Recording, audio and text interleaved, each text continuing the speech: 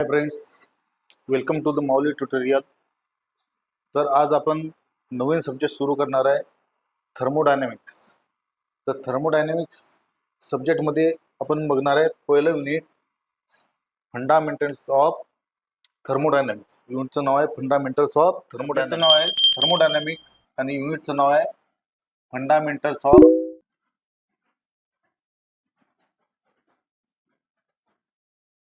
Of thermodynamics.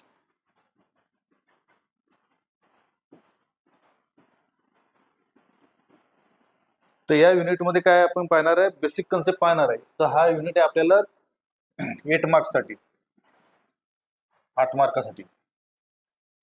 तर basic unit आहे. याच्यामध्ये काय जे थर्मोडायनॅमिक्सचे फंडामेंटल्स आहेत ते फंडामेंटल्स काय करणार आहे आपण या युनिटमध्ये बघणार आहे. तर पहिला जो कन्सेप्ट आहे आपल्याला याच्यामध्ये तो आहे थर्मोडायनॅमिक सिस्टीम.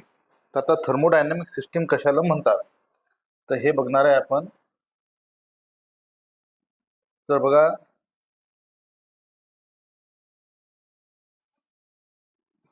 सपोज असा एक मी रिजन काढला. तर हा जो प्रिस्क्राइब रिजन असते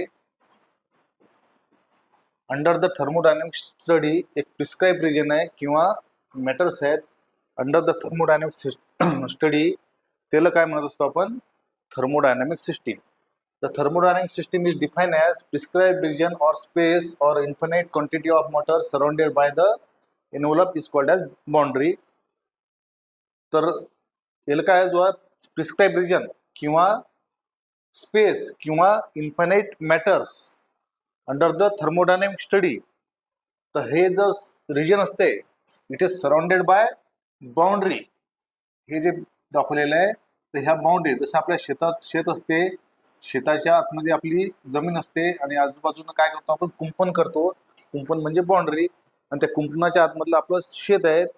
त्याच प्रकारे इथे सुद्धा काय एखादी सिस्टीम जर असेल तर सिस्टीमला आपण काय करत असतो, बाउंड्री कन्सिडर करत असतो. आणि त्या बाउंड्रीच्या आतमधला जो रिजन असते त्या रिजनला आपण म्हणत असतो सिस्टीम. त्या बाउंड्रीच्या आतमधला जो रिजन असते त्या रिजनला आपण म्हणत असतो सिस्टीम. त्याला आपण म्हणतो प्रिस्क्राइब रिजन, म्हणजे प्रिस्क्राइब केलेला आहे, किंवा स्पेस किंवा इनफायनाइट और finite quantity of matter surrounded by involve called as boundary.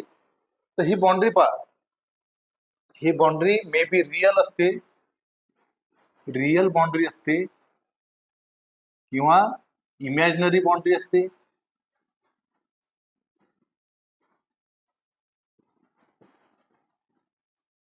Boundary कशी असू शकते, बाउंड्री मे बी रिअल और इमॅजिनरी. बाउंड्री कशी असू शकते, दुसरी गोष्ट बाउंड्री मे बी फिक्स किंवा मूविंग. तर पहा, the boundary may be real physical surface or it may be some imaginary surface. The boundary may be fixed or it may be moving. तर boundary काय म्हणते, तो रिअल असू शकते. एखादी बाउंड्री काय म्हणते, रिअल मध्ये ती बाउंड्री एक्झिस्ट असतील तर त्याला आपण रिअल बाउंड्री म्हणतो, बरोबर.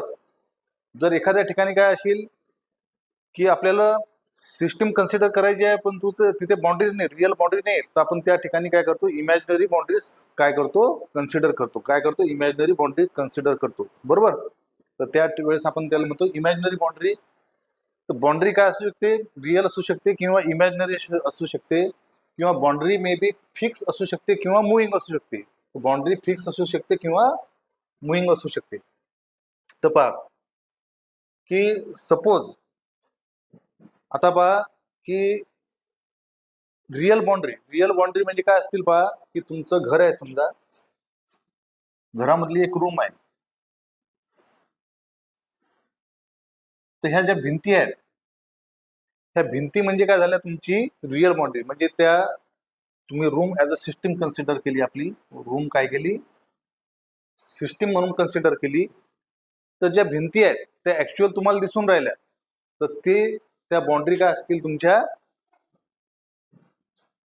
काय तुमच्या त्या रिअल बाउंड्री. म्हणजे ह्या वॉल ऑफ रूम काय आहे तुमच्या रिअल बाउंड्री. परंतु सपोज त्या रूमला काय असते, एंट्रन्स असते ना, आपल्या रूमला एंट्रन्स असते. तर समजा हा दरवाजा आहे,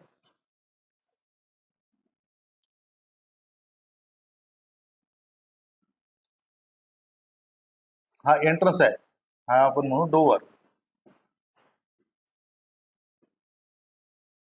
इथे कुठेतरी खिडकी असतील, आपण याला म्हणू विंडो.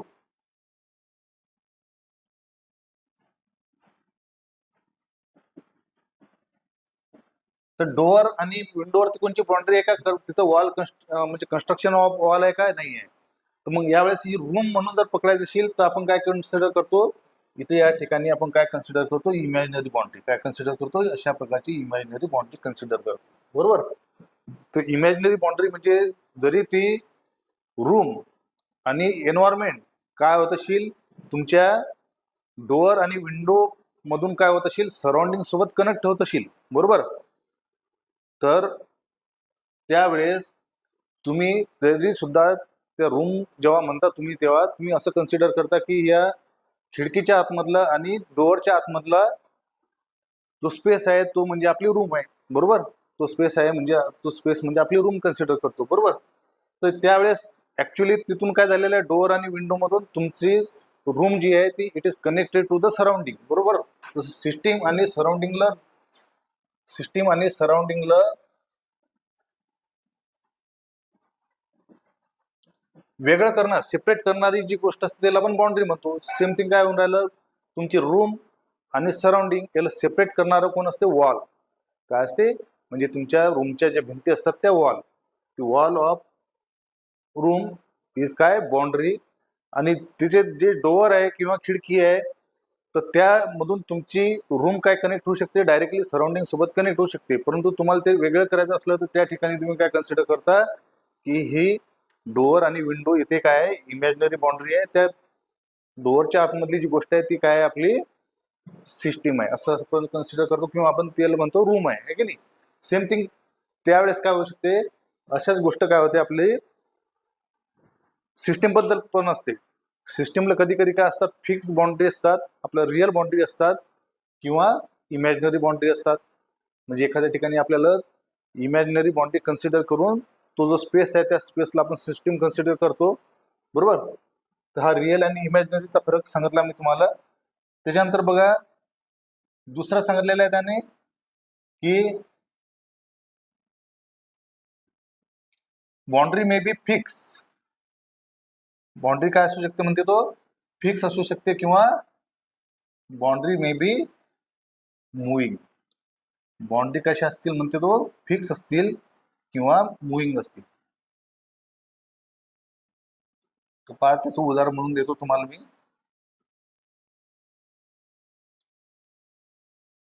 तर पहा आपण पिस्टन अँड सिलेंडर अरेंजमेंट बघितलेली आहे, बरोबर. पिस्टन आणि सिलेंडर अरेंजमेंट तुम्हाला माहित असेल. पिस्टन आणि सिलेंडर अरेंजमेंट कुठे वापरतो आपण, इंजिन मध्ये. कुठे वापरले जाते, इंजिन मध्ये. सपोज हे सिलेंडर आहे आणि हे जे काढलेलं आहे हे पिस्टन आहे.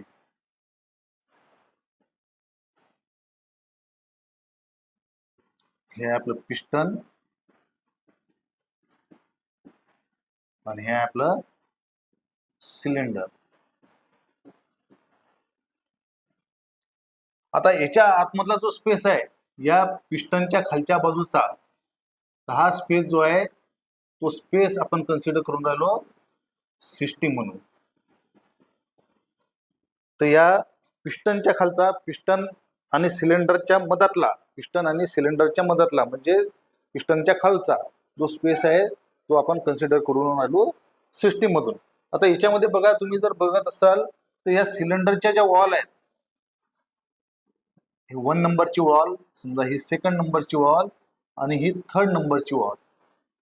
तर ह्या सिलेंडरच्या वॉल ह्या कधी मूव्ह होणार नाही, त्या ज्या जागी आहेत त्या जागी राहणार आहे, बरोबर. तर त्या मुव्हिंग नाही, त्या कशा आहेत, फिक्स आहेत. परंतु पिस्टन काय होऊ शकते, हे पिस्टन काय होऊ शकते, रेसिप्रोकेट होऊ शकते, खाली वरती जाऊ शकते. पिस्टन काय होणार आहे, त्याची मुवमेंट आपण करू शकतो खाली वरती. त्याच्यामुळं या पिस्टनच्या खालची जी बाउंड्री आहे, म्हणजे पिस्टनचा खालचा सरफेस जो आहे तो कन्सिडर केला आपण ऍज अ बाउंड्री. तो सरफेस काय होऊ शकतो, मूव्ह होऊ शकतो. म्हणजे यावेळेस ही बाउंड्री काय झाली, तुमची मुव्हिंग बाउंड्री. ही बाउंड्री या बाउंड्रीला म्हणून आपण मुव्हिंग आहे ना. पिस्टनच्या खालचा जो सरफेस आहे तो मुव्हिंग आहे. मग अशा प्रकारे काय होऊ शकते की तुमच्या सिस्टीम मधल्या बाउंड्रीज ह्या काय असू शकतात, फिक्स असू शकतात किंवा मुव्हिंग असू शकतात. बरोबर. तर पहा, आता सिस्टीम म्हणजे नेमकं त्यांना सांगितलेलं आहे की a specified region where change due to the transfer of heat. आता जनरली आपण थर्मोडायनॅमिक मध्ये काय कन्सिडर करतो की हीट आणि वर्कचा स्टडी करत असतो. कशाचा स्टडी करत असतो? ट्रान्सफर ऑफ हीट आणि ट्रान्सफर ऑफ वर्क याचा आपण स्टडी करत असतो. तर हा जो स्पेसिफाईड रिजन आहे, जेव्हा जिथे काय होणार, where specified where region where change due to the transfer of mass or energy or both to be studied. तर हा जो स्पेसिफाईड रिजन मध्ये काय करत असतो आपण, म्हणजे आपण पहिलेच सांगितलं होतं मी तुम्हाला की सिस्टीम म्हणजे काय, it is a prescribe region किंवा स्पेस किंवा finite quantity of matter which is under the thermodynamic study. बरोबर. तर थर्मोडायनामिक स्टडी म्हणजे याचा अर्थ काय करून राहिलो आपण, तिथं त्या ठिकाणी आपण पाहत असतो change due to the transfer of mass, म्हणजे त्या सिस्टीम मध्ये मास जर आपण ट्रान्सफर केलं किंवा एनर्जी जर ट्रान्सफर केली त्या सिस्टीम मध्ये, तर तिथे काय चेंजेस येतात ते आपण स्टडी करत असतो. तर त्या रिजनला आपण काय म्हणत असतो, सिस्टीम. त्या रिजनला काय म्हणत असतो, सिस्टीम. ऑर बोथ तू काय म्हणते, a specified region where change due to the transfer of mass or energy, that is heat and work. Mass and energy म्हणजे काय म्हटलं त्यांना, heat and work, or both to be studied. In a system it is not necessary that volume or shape should be remain fixed. तर system मध्ये volume किंवा shape हा fix राहणार नाही, फिक्स राहील असं काही नेसेसरी नाही म्हणते. बरोबर. तर मग तुम्हाला समजलेलं असेल की सिस्टीम कशाला म्हणतो. सिस्टीम आपण कशाला म्हणतो, प्रिस्क्राइब रिजन किंवा स्पेस किंवा finite quantity of matter under the thermodynamic study. बरोबर. Is called as system. System is surrounded by an envelope. System काय सराउंडेड कशाने नसते, एनवलप नाही, त्याला आपण म्हणतो बाउंड्री. त्याला काय म्हणत असतो, बाउंड्री. बाउंड्री कशी असते, boundary may be real, boundary may be imaginary. म्हणजे बाउंड्री कशी असते, रिअल असू शकते किंवा इमॅजिनरी असू शकते. किंवा बाउंड्री काय असू शकते, बाउंड्री मे बी फिक्स और बाउंड्री मे बी मुव्हिंग. बरोबर. तर अशा प्रकारे आपण हे सिस्टीम बघितलेलं आहे. तर पहा, आता याच्यानंतर मी ही सिस्टीम दाखवलेली आहे, हा जो स्पेस दाखवलेला आहे याला आपण म्हणून राहिलो बाउंड्री. आणि या सिस्टीमच्या बाउंड्री, सिस्टीम आणि बाउंड्रीच्या बाहेरचा म्हणजे सिस्टीम आणि बाउंड्री या दोघांना सेपरेट करणारा कोण आहे, बाउंड्री. आपल्या सिस्टीम आणि सराउंडिंग याला सेपरेट करणारा कोण आहे, बाउंड्री. त्या बाउंड्रीच्या बाहेरचा जो रिजन असते त्याला काय म्हणत असतो, सराउंडिंग. त्याला काय म्हणत असतो आपण, सराउंडिंग. द स्पेस म्हणजे आता सराउंडिंगची डेफिनेशन पाहून राहिलो आपण. The space and matter external to the thermodynamic system and outside the boundary is called as surrounding. तर काय म्हणते तो, स्पेस किंवा matter external to the thermodynamic system, या सिस्टीमच्या बाहेरचे जे स्पेस आहे किंवा मॅटर आहे, या सिस्टीमच्या बाहेरचा स्पेस किंवा मॅटर किंवा अँड आउटसाइड द बाउंड्री. कसा आहे, outside the boundary is called as surrounding. त्याला काय म्हणतो आपण, सराउंडिंग म्हणत असतो. तर हा झाला सराउंडिंग. म्हणजे हा सराउंडिंग म्हणजे काय, हा या सिस्टीमच्या बाहेरचा स्पेस किंवा मॅटर आहे. बरोबर. ते कशाच्या बाहेर आहे, आउटसाइड द बाउंड्री, बाउंड्रीच्या बाहेर. बरोबर. तर त्याला आपण म्हणजे सिस्टीमच्या व्यतिरिक्त जे काही असेल त्याला काय म्हणतो आपण, सिस्टीमच्या व्यतिरिक्त जे काही असेल त्याला काय म्हणतो आपण, सराउंडिंग. काय म्हणत असतो, सराउंडिंग. बरोबर. जसं रूम आहे आपली, रूमच्या बाहेरचं तुम्ही काय म्हणता, सराउंडिंग आहे. बरोबर. रूमच्या बाहेर काय असते तुमचं, सराउंडिंग. रूमचं उदाहरण दिलं होतं मी तुम्हाला. तर रूमच्या म्हणजे वॉलच्या बाहेरचं जी काही स्पेस आहे त्याला आपण सराउंडिंग म्हणत असतो. बरोबर. भले तिथं मग दुसऱ्याचे घर जरी असले तरी आपल्यासाठी ते काय झाले, सराउंडिंग झाले. काय झाले, आपल्यासाठी ते सराउंडिंग झाले. तशा प्रकारे सिस्टीम अँड सराउंडिंगचं आपलं काय कन्सेप्ट आहे, सिस्टीम आणि सराउंडिंगचा कन्सेप्ट आहे. पुढचा आहे युनिवर्स. पुढचा आहे युनिवर्स. आता युनिवर्स कशा म्हणतो आपण, when system and surrounding are put together, जेव्हा सिस्टीम आणि सराउंडिंग या दोघांना आपण एकत्र घेतो तर it is called as universe.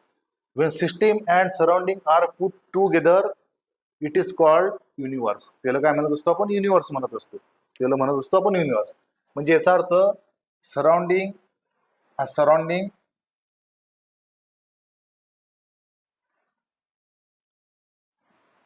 सर्व असं जर एकत्र जर घेतला तर हा झाला आपल्यासाठी युनिव्हर्स. हे काय झालं आपल्यासाठी? युनिव्हर्स. बरोबर. सिस्टीम आणि सराउंडिंग या दोघांना एकत्र जर ठेवलं आपण तर त्याचा काय तयार होते? युनिव्हर्स. समजलं? अशा प्रकारे हा सिस्टीम आणि सराउंडिंगचा कन्सेप्ट आहे. बरोबर. तर याच्यामध्ये बघा, तर तुम्हाला पिस्टन अँड सिलेंडरचं उदाहरण मी सांगितलंच होतं. त्याच्यानंतर पहा पुढचा, आता सिस्टीम पाहिला आपण. मग आता सिस्टीमचे काय टाईप्स असतात, कोणकोणत्या प्रकारच्या सिस्टीम असतात ते बघायचं आहे आपल्याला.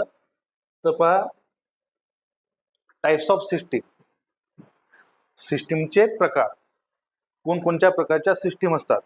तर पहा 3 प्रकार असतात सिस्टीमचे. एक असते क्लोज सिस्टीम, दुसरी असते ओपन सिस्टीम आणि तिसरी असते आयसोलेटेड सिस्टीम. तर close system, open system and isolated systems are 3 types of system. 3 प्रकारच्या सिस्टीम असतात. एक close system, open system and isolated system. बरोबर. तर बघा, क्लोज सिस्टीम कशाला म्हणतो आपण? क्लोज सिस्टीम किंवा त्याला आपण म्हणतो non flow system. Non flow म्हणजे तिथून कशाच प्रकारचा फ्लो होणार नाही. तर आता सिस्टीम जनरली आपण काय करत असतो? मास अँड एनर्जी यांचा ट्रान्सफर कशा प्रकारे होते त्यावरून तुमच्या सिस्टीम ठरतात. मास आणि एनर्जीचं ट्रान्सफर कशा प्रकारे होते त्यावरून तुमच्या काय होते? सिस्टीमचे प्रकार ठरतात. तर पहा, क्लोज सिस्टीम कशाला म्हणतो आपण? A system is called closed system if the mass within the boundary of the system remain constant. तर काय म्हणते तो की क्लोज सिस्टीम कशाला म्हणतो आपण? की ज्या सिस्टीम मध्ये मास विदिन द बाउंड्री, म्हणजे बाउंड्रीच्या आतमधलं मास काय राहते? Remain constant and only energy may transfer across the boundary. तर त्या ठिकाणी फक्त काय मास काय होणार आहे? त्या सिस्टीम मधलं मास हे जसं तसं राहणार आहे. फक्त त्या सिस्टीम मधली एनर्जी काय होऊ शकते? ट्रान्सफर होऊ शकते. म्हणजे सिस्टीम मध्ये एनर्जी बाहेरून येऊ पण शकते किंवा सिस्टीम मधली एनर्जी बाहेर जाऊन पण शकते. तर अशा प्रकारच्या सिस्टीमला काय म्हणतो आपण? Close system. तर पहा, याचं उदाहरण द्यायचं झालं तर तेच आपलं पिस्टन अँड सिलेंडर अरेंजमेंट आपण घेऊ शकतो. तर आपल्याला क्लोज सिस्टीम, तर piston and cylinder arrangement without wall is an example of काय? Close system. Piston and cylinder arrangement of a without wall, piston and cylinder arrangement without wall is a example of system. ते काय तुमच्या सिस्टीमचं example आहे. बरोबर. तर पहा, हे मी consider करणार आहे काय? आपलं सिलेंडर आहे आपलं. तर याला कोणत्या प्रकारचा वॉल नाही. बरोबर. आणि हा जो राहील आपला तो राहील पिस्टन.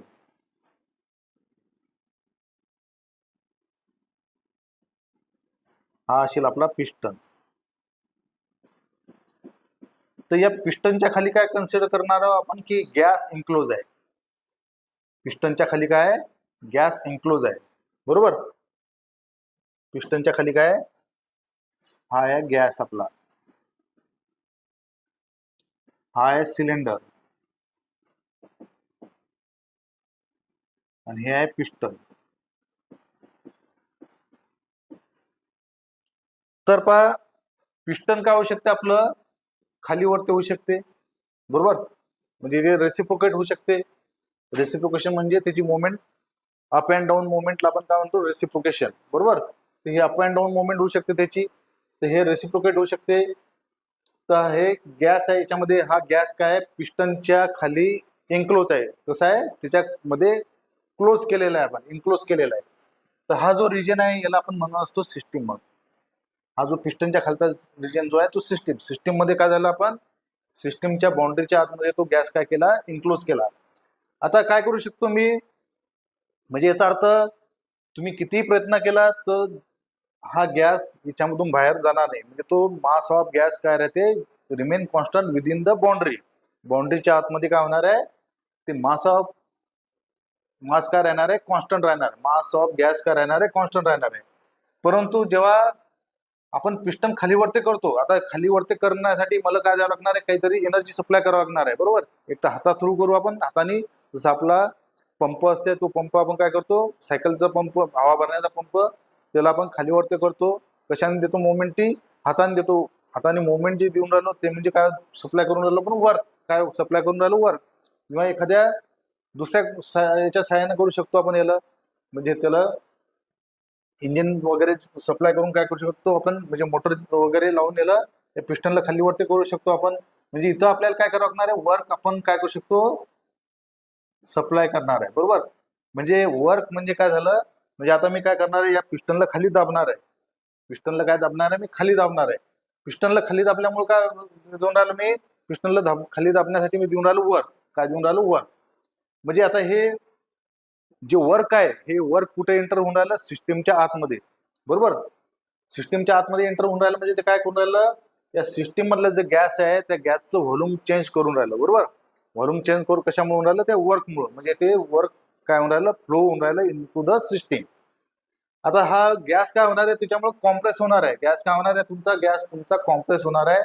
आणि कॉम्प्रेस झाल्यामुळे काय होणार आहे, त्या गॅसचा जी हीट आहे, म्हणजे त्याचं टेम्परेचर काय होणार आहे, राईज होणार आहे. टेम्परेचर काय होणार आहे, राईज होणार आहे.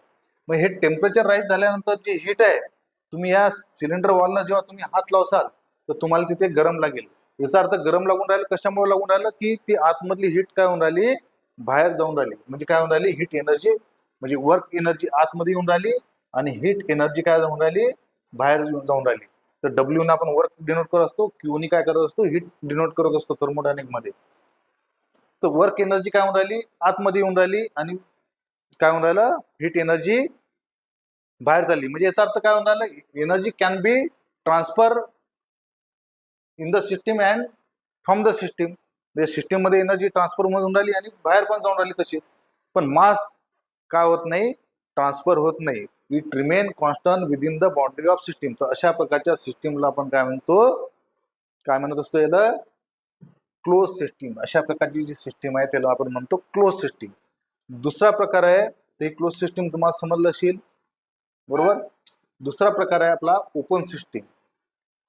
तो ओपन सिस्टीम कशाला म्हणतो आपण, the system is called open system if mass as well as energy transfer across the boundaries. म्हणजे या अशी सिस्टीम ज्याच्यामध्ये काय होऊन राहिलं, मास आणि एनर्जी दोन्ही काय होऊन राहिले, सिस्टीमच्या बाउंड्रीच्या बाहेर चालले. म्हणजे आतमध्ये पण येऊ शकतात आणि बाहेर सुद्धा जाऊ शकतात. तर अशा प्रकारच्या सिस्टीमला काय म्हणतो आपण, ओपन सिस्टीम. ज्या सिस्टीम मध्ये मास आणि एनर्जी दोन्ही which can cross the boundary of system, तर त्या सिस्टीमला काय म्हणतो आपण, ओपन सिस्टीम. त्या सिस्टीमला आपण म्हणतो ओपन सिस्टीम. तर याच्यासाठी आपण कन्सिडर करणार आहे टर्बाईन. टर्बाईनचं उदाहरण. तर टर्बाईन काय असते, की एक डिव्हाइस आहे जो काय करतो, की म्हणजे आपण हा कन्सिडर करणार आहे गॅस टर्बाईन. काय कन्सिडर करणार आहे, गॅस टर्बाईन. हा गॅस टर्बाईन काय करतो, गॅसची एनर्जी वापरून काय करतो, वर्क तयार करत असतो. काय करत असतो, वर्क तयार करत असतो.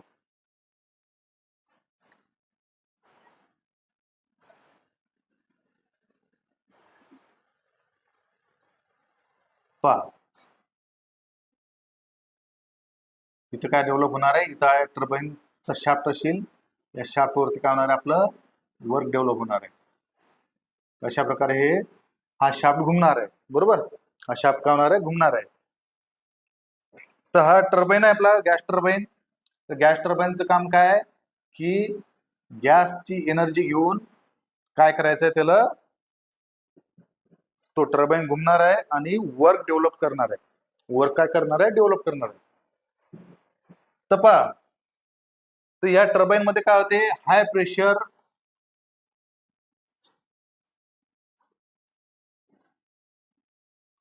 टर्बाईन मध्ये काय होते, हाय प्रेशर मास आतमध्ये एंटर होते. हाय प्रेशर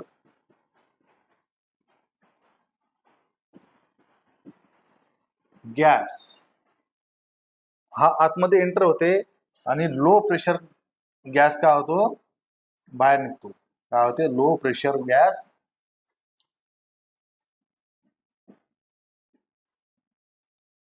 हा बाहेर निघतो.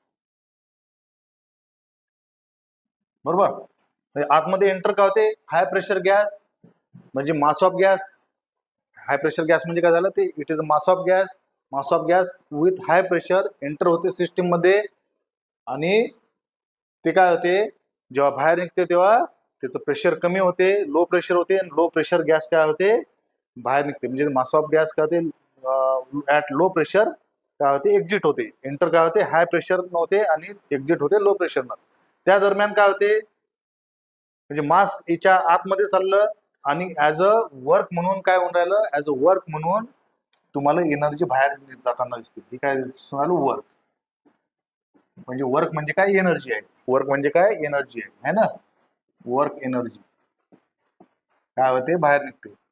तर पहा, हे जे ओपन सिस्टीम आहे, हे ओपन सिस्टीम आपण कंट्रोल व्हॉल्यूम अँड कंट्रोल सरफेसनं डिफाईन करत असतो. पहा, ओपन सिस्टीम कशाने डिफाईन करत असतो, लक्षात ठेवा, कंट्रोल व्हॉल्यूम अँड कंट्रोल सरफेसनी.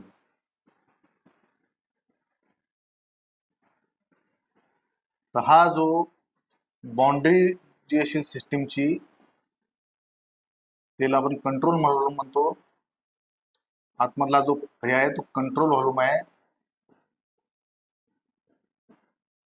आणि या कंट्रोल व्हॉल्यूमचा जो सरफेस आहे त्याला आपण म्हणत असतो, म्हणजे तुमची बाउंड्री, या कंट्रोल व्हॉल्यूमची बाउंड्री, त्याला आपण म्हणत असतो कंट्रोल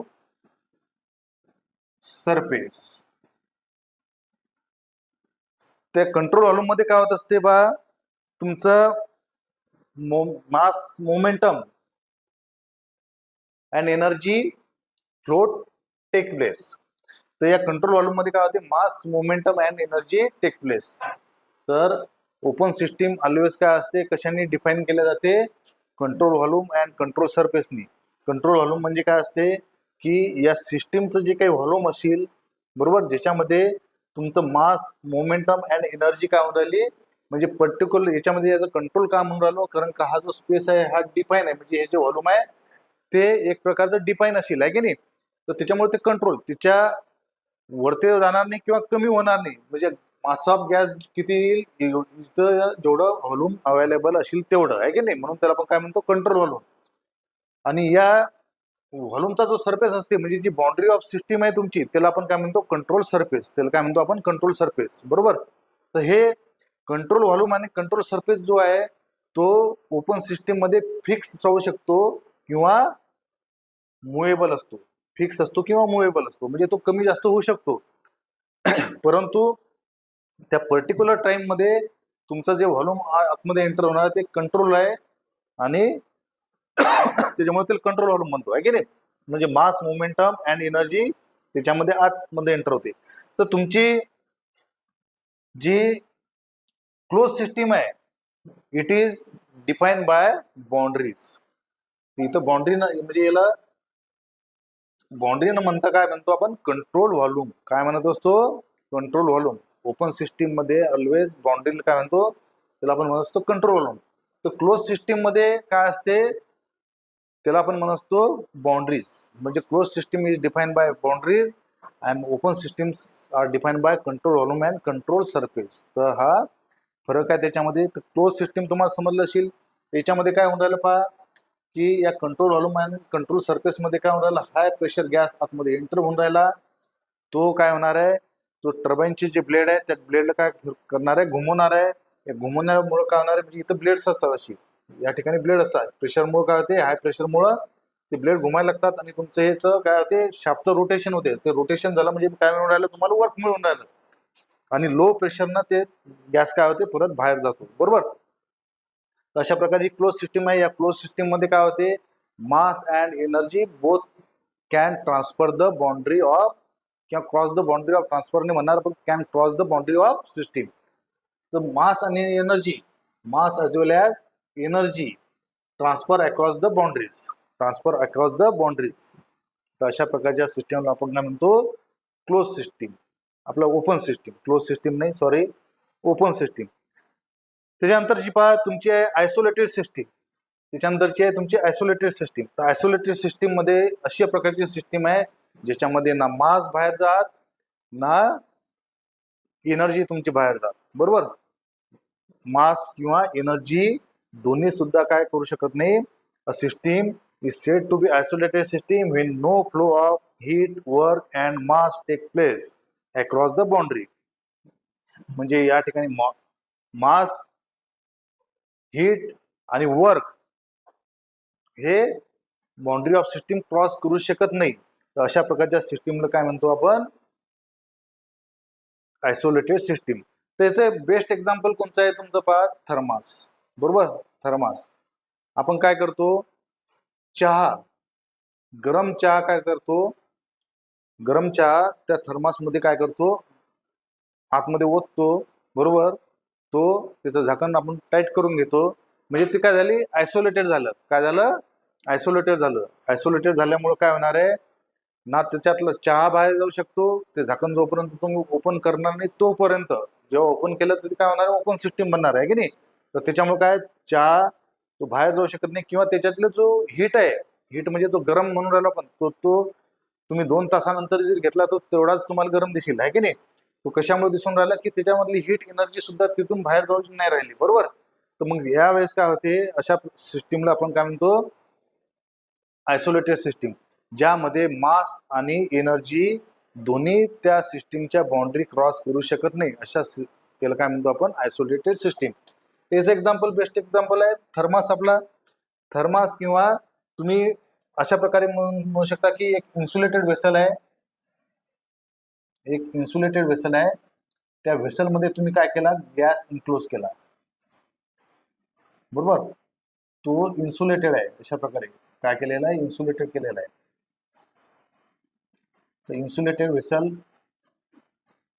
क्लोज वेसल, ज्याच्यामध्ये तुम्ही गॅस काय केला, इन्क्लोज केला. तर यावेळेस काय होणार आहे, त्या गॅस मधली जी एनर्जी असेल ती एनर्जी सुद्धा बाहेर जाणार नाही किंवा तो गॅस सुद्धा त्याच्या बाहेर जाऊ शकत नाही.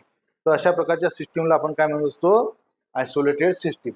तर अशा प्रकारे आपण 3 सिस्टीम पाहिलेल्या आहेत, close system, open system and isolated system. Close system कशाला म्हणतो, ज्या सिस्टीम मध्ये mass remain constant, mass constant राहते, परंतु energy can cross the boundary of system, energy boundary cross करू शकतात. ओपन सिस्टीम कशाला म्हणतो आपण, ज्याच्यामध्ये mass as well as energy can transfer the boundary of system. बरोबर, across the boundary of system, त्याला आपण म्हणतो ओपन सिस्टीम.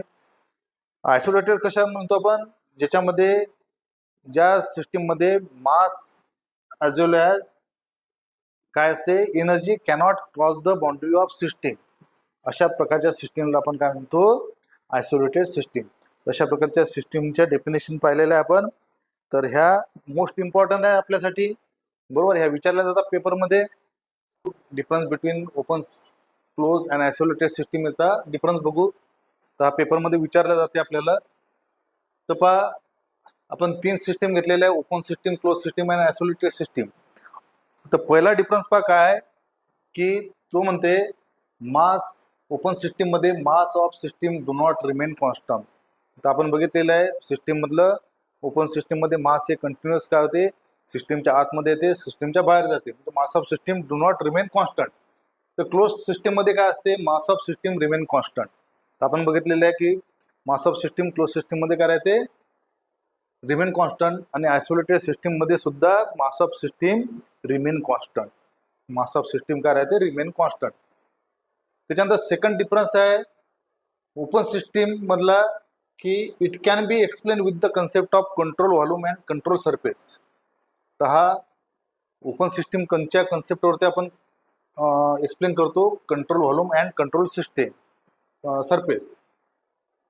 क्लोज सिस्टीम मध्ये it can be explain with the concept of boundaries. तर तिथे बाउंड्रीज आपण काय करतो, म्हणजे आपण क्लोज सिस्टीम मध्ये काय कन्सिडर करतो की क्लोज बाउंड्री येत आहे ना. आयसोलेटेड सिस्टीम मध्ये सुद्धा it can be explain with the concept of boundaries. तर आयसोलेटेड सिस्टीम मध्ये कोणत्या कन्सेप्टवरती हे करतो आपण, ते सुद्धा बाउंड्रीजच्या कन्सेप्टवरती आपण हे करतो. फक्त ओपन सिस्टीम जी आहे ती आपली कंट्रोल सरफेस अँड कंट्रोल व्हॉल्यूमवरती आपण काय करतो, एक्सप्लेन करतो. तर क्लोज सिस्टीम आणि आयसोलेटेड सिस्टीम ह्या तुमच्या बाउंड्रीजवरती काय होतात, एक्सप्लेन होतात. बाउंड्रीजच्या कन्सेप्टवरती काय होतात, एक्सप्लेन होतात. तिसरा डिफरन्स आहे आपला, in open system mass as well as energy may transfer across the boundaries. तर ओपन सिस्टीमची डेफिनेशन आपण सांगितलेले आहेत की system in which mass as well as energy can cross the boundaries of the system is called as open system. त्याला आपण काय म्हणतो, ओपन सिस्टीम. तर क्लोज सिस्टीम मध्ये काय असते, close system only energy can cross the boundaries of system. तर त्यामध्ये काय होते, फक्त एनर्जी त्या सिस्टीमची बाउंड्री काय करू शकते, क्रॉस करू शकते. And mass remain constant. त्यामध्ये काय राहते, मास काय राहते, कॉन्स्टंट राहते. मास काय राहते, कॉन्स्टंट राहते. तर अशा प्रकारच्या याला काय म्हणतो आपण, क्लोज सिस्टीम. तर आयसोलेटेड सिस्टीम मध्ये बघा, आयसोलेटेड मध्ये सांगितलेलं आहे, in isolated system mass of energy mass and energy do not transfer across the boundary of system. म्हणजे ना मास जाऊ शकत त्या सिस्टीमच्या बाउंड्रीच्या बाहेर, ना तुमची एनर्जी ती बाउंड्री क्रॉस करू शकते. तर अशा प्रकारच्या सिस्टीमला आपण म्हणतो आयसोलेटेड सिस्टीम. ओपन सिस्टीमचं एक्झाम्पल काय, टर्बाईन आहे तुमचं, इंजिन आहे, कॉम्प्रेसर. टर्बाईन आपण पाहिलं होतं ओपन सिस्टीम मध्ये, आपण गॅस टर्बाईनचं उदाहरण पाहिलं होतं. तर गॅस टर्बाईन, इंजिन, तुमचे गाडीचे इंजिन जे असतात ते इंजिन. आता इंजिन मध्ये सुद्धा तुम्ही बघत असाल की काय होते, पेट्रोल आणि एअरचं मिक्सचर आतमध्ये येते आणि बर्न गॅसेस जे असतात ते तुमच्या त्या एक्झॉस्ट व्हॉल्वच्या थ्रू काय होतात, बाहेर निघतात, बरोबर. तर ते काय तुमचं ओपन सिस्टीमचं उदाहरण आहे. क्लोज सिस्टीमचं उदाहरण तुमचं piston and cylinder arrangement without wall. तर एकच उदाहरण आहे त्याचं की piston and cylinder arrangement without wall जे आहे तुमचं क्लोज सिस्टीमचं उदाहरण. तर आयसोलेटेड सिस्टीमचं एक्झाम्पल जे आहे ते थर्मास आणि gas enclose in a insulated vessel. तर अशा प्रकारची काय आहे, हे डिफरन्स आहेत. हे डिफरन्स तुम्ही लक्षात ठेवायचे आहे आणि पेपरमध्ये विचारले जातात. एक तर ओपन सिस्टीम आणि क्लोज सिस्टीम मध्ये विचारलं जाते, किंवा क्लोज किंवा आयसोलेटेड किंवा तिन्ही विचारले जाऊ शकतात. तर हे एकाच ठिकाणी आपण दिलेले आहेत, 3 पॉईंट आहेत त्याच्यामध्ये, 3 पॉईंटच्या नुसार असे तुम्ही ते डिफरन्स द्यायचे आहे, बरोबर. ठीक आहे. तर हे झालं आपलं ओपन सिस्टीम आणि क्लोज सिस्टीम. तर आता त्याच्यानंतर बघा आपण पाहणार आहे वर्किंग सबस्टन्स म्हणजे काय. तर बघा आता सिस्टीम मध्ये आपण पाहिलं की मास आतमध्ये जाते, मास बाहेर जाते, बरोबर. तर पहा, तर थर्मोडायनेमिक काय branch of science which deals with the relationship between heat and mechanical energy. तर काय म्हणते तो की थर्मोडायनेमिक ही काय एक ब्रँच आहे म्हणते सायन्सची, जी काय करते, deals with the relationship between heat and energy. Heat आणि मेकॅनिकल एनर्जी याच्यामधला रिलेशनशिप याच्यासोबत डील करणारी आपली ब्रँच आहे. तर त्या ब्रँचला आपण म्हणतो थर्मोडायनेमिक. हिट कॅन बी, आता आपण पाहतो heat can be converted in to the work, बरोबर. हिट वर्क मध्ये कन्वर्ट होते, बरोबर. तर त्याचं एक्झाम्पल काय, हिट इंजिन. तुमचं जे इंजिन आहे, आता तुम्ही पहा पेट्रोलमध्ये काय असते, एक प्रकारची काय असते, एनर्जी असते. ते एनर्जीला बर्न करून आपण हीट प्रोड्यूस करतो आणि ते हीट प्रोड्यूस करून काय होते, तुमच्या गाडीचे चक्के काय होतात, घुमायला लागतात. म्हणजे तिथं वर्क प्रोड्यूस करते. म्हणजे काय म्हणून राहिलं, heat energy is converted in to the, काय म्हणून राहिलं, heat energy is converted in to the work. त्याच्या उलटे होऊ शकते. तर त्याच्या उलट काय होते की similarly work can be converted in to the heat. Work हे हीटमध्ये कन्वर्ट करू शकतो. तर त्याचं उदाहरण काय आहे आपलं, समजा जर 2 सरफेस एकमेकावर असे रब केले, किंवा तुमचे तळ हातच तुम्ही स्वतः असे रब करून पहा, तुम्हाला थोड्या वेळानं गरम लागेल, बरोबर. तर काय होऊन राहिलं, म्हणजे मी हे वर्क सप्लाय करून राहिलो, अशा प्रकारे वर्क सप्लाय करून राहिलो. वर्क सप्लाय केल्यामुळे काय होऊन राहिलं, या हाताचं काय होऊन राहिलं, काय होऊन राहिलं, फ्रिक्शन होऊन राहिलं. फ्रिक्शनमुळे काय होऊन राहिलं त्या ठिकाणी, म्हणजे work is converted in to the heat. Similarly work can be converted in to the heat. Example friction. फ्रिक्शनमुळं हे वर्क काय होते, converted in to the heat. This relationship between heat and work is gone by the laws of thermodynamic. हे कशाने सांगितले जाते, हे relationship थर्मोडायनेमिकचे law आपण पाहणार आहे, त्या लॉच्या नुसार ते होतात. इन ऑर्डर टू तर मग हे हीट एनर्जी आणि वर्क एनर्जी आपल्याला ट्रान्सफर करायची आहे सिस्टीममध्ये, सिस्टीमच्या थ्रू काय करायचे, ट्रान्सफर करायची आहे. तर ही ट्रान्सफर करण्यासाठी म्हणजे ते ॲब्झॉर्ब करण्यासाठी किंवा रिजेक्ट करण्यासाठी एक वर्किंग मीडियम आपल्याला लागते. काय लागते? वर्किंग मीडियम लागते. त्या वर्किंग मीडियमला आपण म्हणत असतो वर्किंग सबस्टन्स. त्या वर्किंग मीडियमला काय म्हणतो? Working substance. तर in order to absorb or reject the heat and work some working substance is required. तिथं काय लागते आपल्याला? वर्किंग सबस्टन्स लागते. त्या working substance is known as, तर त्याला आपण काय म्हणतो? Working substance.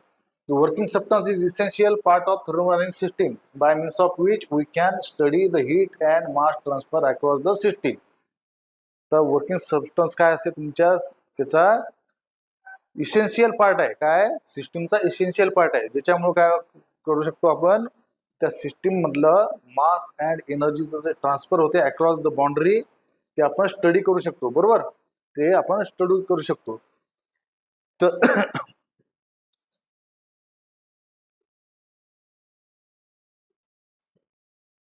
तर पहा आता वर्किंग सबस्टन्स हे तुम्ही जर बघत असाल तर वर्किंग सबस्टन्सचे उदाहरण जर द्यायचे झाले तर तुम्हाला मी देऊ शकतो की स्टीम इंजिन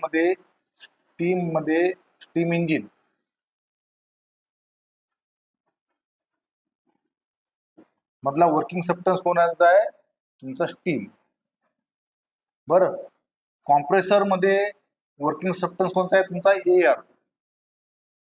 कॉम्प्रेसर मध्ये वर्किंग सबस्टन्स कोणता आहे? एअर. आयसी इंजिन जर असेल, आयसी इंजिन म्हणजे इंटरनल कंबक्शन इंजिन, याच्यामध्ये वर्किंग सबस्टन्स तुमचा पेट्रोल, एअर मिक्सचर किंवा डिझेल हे तुमचे वर्किंग सबस्टन्स असतात. कारण आयसी इंजिन दोन प्रकारचे असतात, पेट्रोल आणि डिझेल. बरोबर? तर त्याच्यामध्ये तुमचं पेट्रोल आणि डिझेल तर हे वर्किंग सबस्टन्स झाले.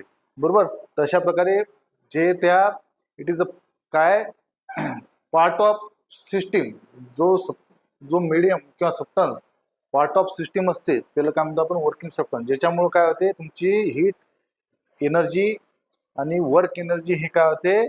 तुम्ही काय करू शकता? ट्रान्सफर करू शकता. तर अशा प्रकारच्या याला काय म्हणतो आपण? Working substance. बरोबर? तर आता हा वर्किंग सबस्टन्स काय होते माहिती आहे काय? की वर्किंग सबस्टन्स तुमच्या प्रोसेसमध्ये काय होते की म्हणजे हीटला कन्वर्ट करायला राहिले तुम्ही वर्कमध्ये, तर त्यावेळेस त्या वर्किंग सबस्टन्सचं काय होऊ शकते? त्याचं फेज ट्रान्सफॉर्मेशन होऊ शकते. फेज ट्रान्सफॉर्मेशन म्हणजे त्याची स्टेट, तर 3 स्टेट असतात, लिक्विड, गॅसेस आणि सॉलिड. बरोबर? तर याचं फेज ट्रान्सफॉर्मेशन होऊ शकते त्या वर्किंग सबस्टन्सचं. तर त्यावरून काय होते? वर्किंग सबस्टन्सचं फेज ट्रान्सफॉर्मेशन कशा प्रकारे होते त्याच्यावरून काय होते की एक प्युअर सबस्टन्स म्हणून एक कन्सेप्ट आहे आपल्याला. बरोबर? तर तो म्हणते in actual practice working substance undergoes in various phases such as liquid, vapour and gases. Liquid, vapour आणि गॅसेस या 3 फेजमध्ये काय होते? तुमचा वर्किंग सबस्टन्स काय होते? चेंज होते. जसं जर उदाहरण द्यायचं झालं, पेट्रोल जे असते तुमच्या गाडीमध्ये आयसी इंजिनमध्ये तुम्ही टाकता ते लिक्विड फॉर्ममध्ये असते आणि ते बर्न झाल्यानंतर ते गॅसेस फॉर्ममध्ये जाते. काय जाते? गॅसेस फॉर्ममध्ये, म्हणून ते बाहेर निघते. म्हणजे तिथं काय झालं? फेज चेंज झाली त्याची. The working substance undergo in the various phase such as liquid and vapour. Same thing steam इंजिनमध्ये आपण काय करतो? बॉयलरमध्ये फर्स्ट ऑफ ऑल काय करतो? ऍक्च्युअल आपलं जे वर्किंग सबस्टन्स असते ते वॉटर असते. त्या वॉटरला आपण बॉईल करून काय करतो? स्टीम मध्ये कन्वर्ट करतो. ती स्टीम आपण काय करतो? परत काय करतो? तिथे टर्बाईन मध्ये आणतो आणि टर्बाईन फिरवून काय करतो आपण? त्याच्यापासून वर्क डेव्हलप करतो आणि मग ती स्टीम परत आपण काय करतो? कंडेन्स करून परत वॉटरमध्ये कन्वर्ट करतो. म्हणजे काय होतं? वॉटरला आपण काय केलं? स्टीम मध्ये कन्वर्ट केलं, म्हणजे व्हेपरमध्ये कन्वर्ट केलं आणि परत व्हेपरला आपण लिक्विडमध्ये कन्वर्ट केलं. वॉटर लिक्विड फॉर्म आहे ना, तर लिक्विडला आपण व्हेपर कन्वर्ट केलं, व्हेपर परत लिक्विडमध्ये कन्वर्ट केलं. तर अशा प्रकारची सायकल चालू राहते. बरोबर? तर म्हणजे याचा अर्थ काय होऊन राहिला? वॉटर तुमचा काय झाला? वर्किंग सबस्टन्स आहे. बरोबर? तर हा वर्किंग सबस्टन्स जो आहे तो कंटिन्युअसली काय करत असतो? त्या सिस्टीम मध्ये काय करत असते? फेज चेंज होत असते. त्याची काय होत असते? फेज चेंज होत असते. In actual practice, working substance undergoes in a various phases such as liquid, vapor and gases as long as fluid remain homogeneous. मग आता प्युअर सबस्टन्स कशाला म्हणतो? जेव्हा तुमचं त्या फ्लुइडचं remain homogeneous in composition and chemical form and it remains the its chemical identity, त्याची chemical identity, chemical form आणि homogeneous म्हणजे एकसारखेपणा आहे ना.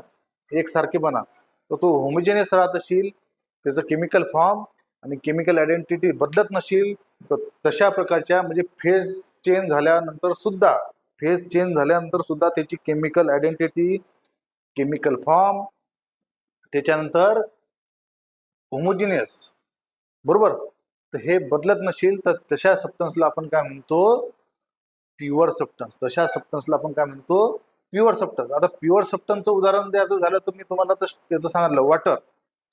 वॉटरची केमिकल आयडेंटिटी काय आहे, H2O आहे ना, म्हणजे केमिकल आयडेंटिटी काय त्याची, H2O. तुम्ही या वॉटरला कशात कन्वर्ट केलं, स्टीम मध्ये कन्वर्ट केलं, तर स्टीम मध्ये सुद्धा जे मॉलिक्यूल असतील ते काय असतील तुमचे, तुमचा H2 आणि O हे बदलून राहिले का, नाही, बरोबर. म्हणजे त्याच्यामध्ये काय राहतील, H2O, 2 H राहतील आणि सिंगल O राहील. म्हणजे स्टीम मध्ये कन्वर्ट झाल्यानंतर सुद्धा ते मॉलिक्यूल काय राहील, स्टील रिमेन. त्याची जी केमिकल आयडेंटिटी किंवा जी केमिकल कॉम्पोजिशन, H2O हे काय झाले तुमचं केमिकल कॉम्पोजिशन, आणि हे H2O जे म्हणतो ते केमिकल आयडेंटिटी म्हणतो, म्हणजे वॉटर म्हणजे ती केमिकल आयडेंटिटी त्याची, बरोबर. ते वेपर फॉर्म मध्ये झाल्यानंतर सुद्धा त्याला आपण H2Oच म्हणणार आहे, आणि त्याचं कॉम्पोजिशन 2 H राहणार आहे आणि एक सिंगल Oच राहणार आहे, बरोबर. म्हणजे त्याचा होमोजिनियसपणा म्हणजे 2 H आणि सिंगल O सगळीकडे जर पाहिलं असाल तर तुम्हाला तोच तसा दिसणार आहे. तर त्यामुळे वॉटरला तुम्ही काय म्हणू शकता, प्युअर सबस्टन्स म्हणू शकता. परंतु तेच जर पेट्रोल आणि याच्याबद्दल जर म्हटलं, तुम्ही पेट्रोल तुम्ही बर्न करता, बर्न केल्यानंतर काय होतात, पेट्रोल मध्ये कशाचा म्हणलेलं असतं, कार्बोहायड्रेटचा आहे ना, CH चे बॉन्ड असतात, बरोबर. ते बनून काय होते, त्याच्यातला सी जाते, ऑक्सिजन सोबत CO2 तयार करते, CO3 तयार करते, म्हणजे, आणि नंतर काय होते, जो H आहे तो वॉटर वेपर तयार करते किंवा काही ऍसिडिक फॉर्म मध्ये जाते.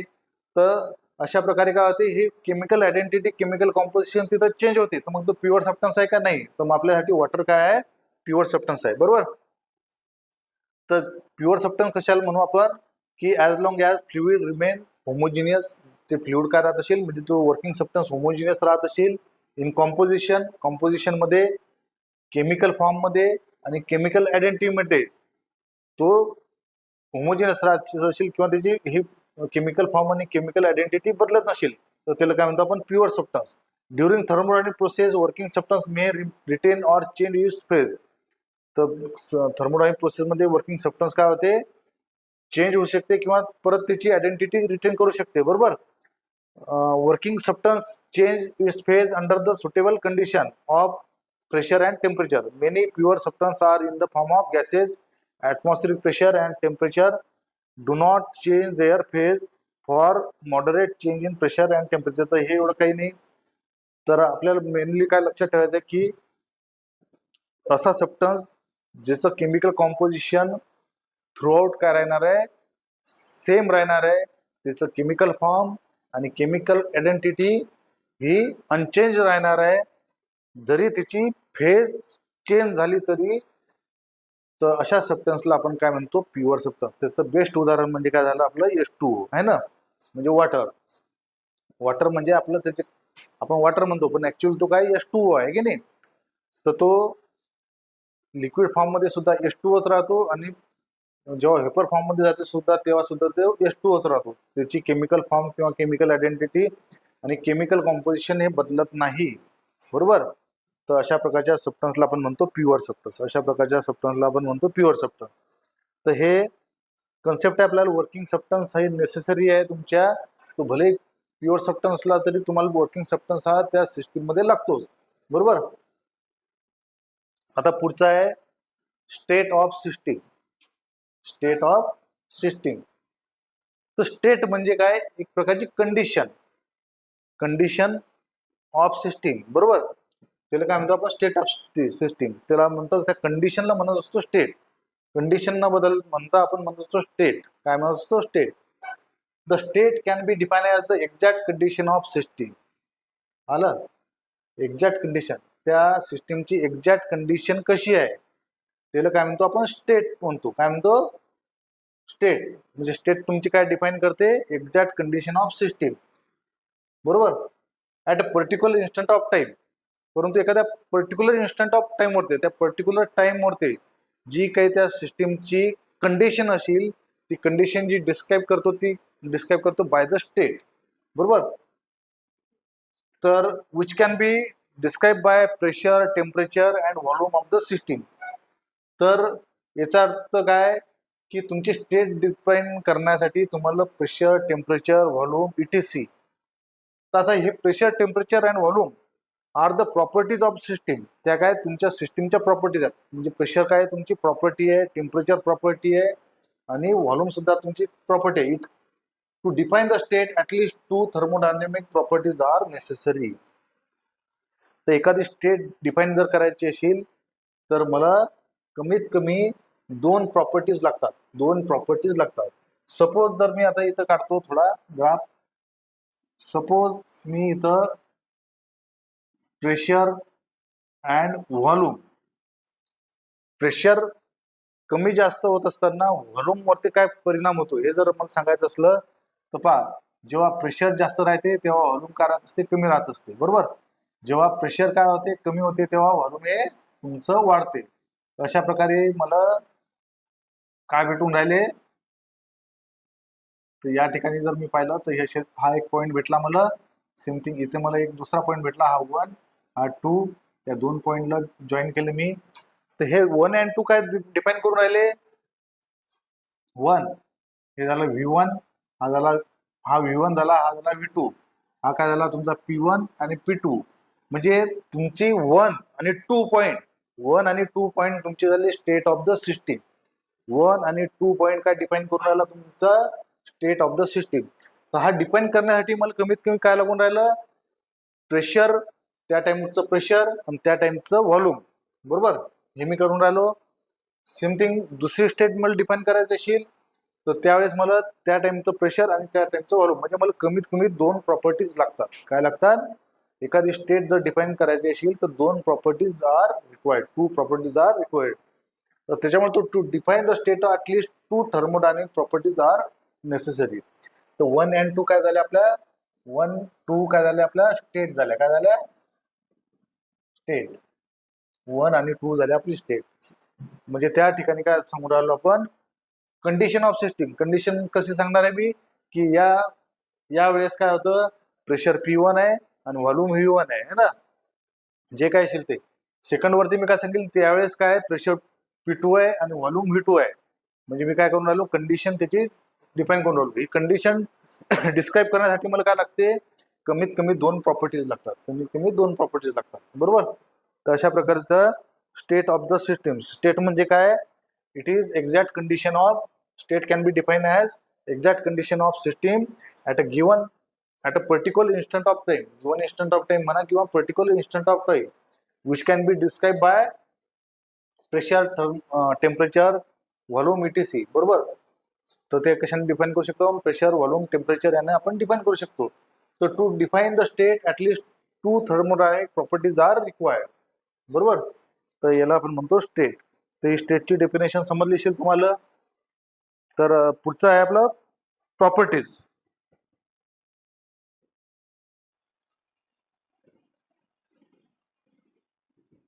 तर पहा, पुढचा जो कन्सेप्ट आहे आपला प्रॉपर्टीज ऑफ द सिस्टीम. तर तो काय म्हणते, an observable characteristic of the system is known as property.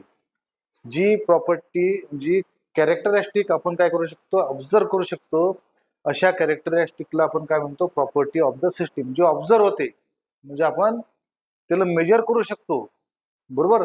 अशा प्रॉपर्टीला, अशा कॅरेक्टरिस्टिकला काय म्हणतो आपण, प्रॉपर्टी ऑफ द सिस्टीम. जी गोष्ट मेजर करू शकतो, त्या सिस्टीमची जी गोष्ट मेजर करू शकतो त्याला काय म्हणतो आपण, प्रॉपर्टीज ऑफ द सिस्टीम. तर त्या काय आहेत, आर कोणकोणत्या प्रॉपर्टीज सांगितल्या, volume, pressure, temperature, etc are the observable characteristic of the system. There are 2 types of properties. एक असते इंटेन्सिव्ह प्रॉपर्टी आणि एक असते एक्सटेन्सिव्ह प्रॉपर्टीज. तर पहा, ऑब्झर्वेबल प्रॉपर्टीज जर म्हटलं त्यानं, सपोज हे सिलेंडर आणि पिस्टन याचं अरेंजमेंट आहे. याच्या आतमध्ये काय आहे, गॅस आहे, बरोबर. तर या गॅसचं प्रेशर मी मेजर करू शकतो with the help of pressure gauge. एक प्रेशर गेज जर मी त्याला कनेक्ट केला आणि त्यावेळेस पिस्टन खालीवरती मूव्ह करत असताना जे काही प्रेशर येत असेल ते प्रेशर मी इझिली रीड करू शकतो बाय युझिंग प्रेशर गेज. काय करू शकतो? प्रेशर गेज वापरून ते काय करू शकतो? रीड करू शकतो. प्रेशर गेज म्हणजे प्रेशर गेज कशाला म्हणतो आपण? असं इन्स्ट्रुमेंट ज्याने प्रेशर मेजर केलं जाते त्याला आपण प्रेशर गेज म्हणत असतो, बरोबर. तर हे ॲटमॉस्फेरिक प्रेशरच्या वरचं प्रेशर मेजर करत असतं प्रेशर गेज. तर हा प्रेशर गेज झालं. सेम थिंग जर मला याचं जर टेम्परेचर मेजर करायचं असेल तर मी इथे थर्मामीटर टाकू शकतो, बरोबर. हे थर्मामीटर काय करणार आहे?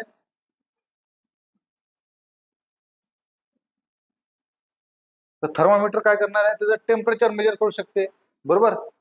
सेम थिंग जर मला व्हॉल्यूम जर काढायचं असेल तर मी हे जी हाईट आहे, कारण पिस्टनची जी डायमीटर आहे ती सेम राहणार आहे, परंतु जी हाईट आहे पिस्टनच्या खालची जी बाजू आहे ती किती हाईट आहे त्याची नेमकी ती कुठपर्यंत आलेलं आहे, पिस्टनचा स्ट्रोक कुठपर्यंत आलेला आहे ते मी मेजर करू शकतो.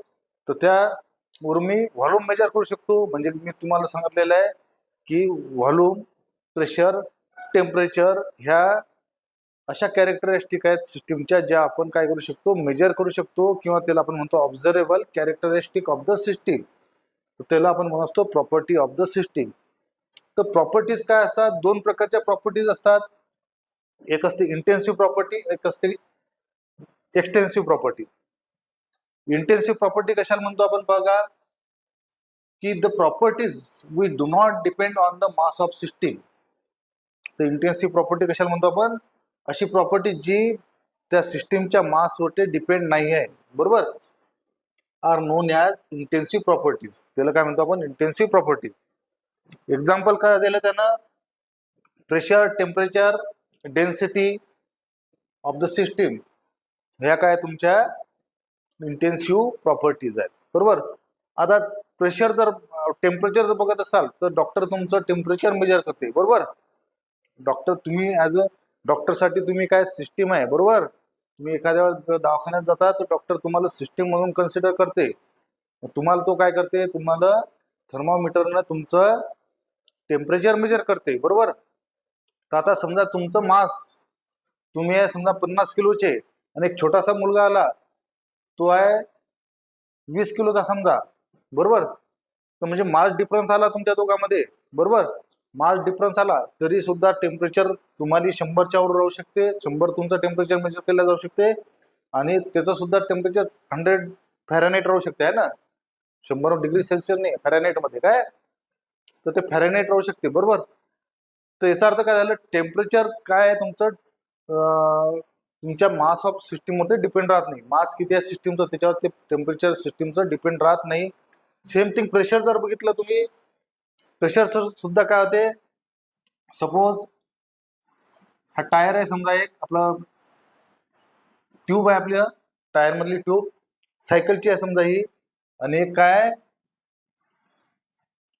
एक मोठं ट्यूब आहे समजा, हे आहे तुमचं एखाद्या 4 व्हीलरचं, बरोबर.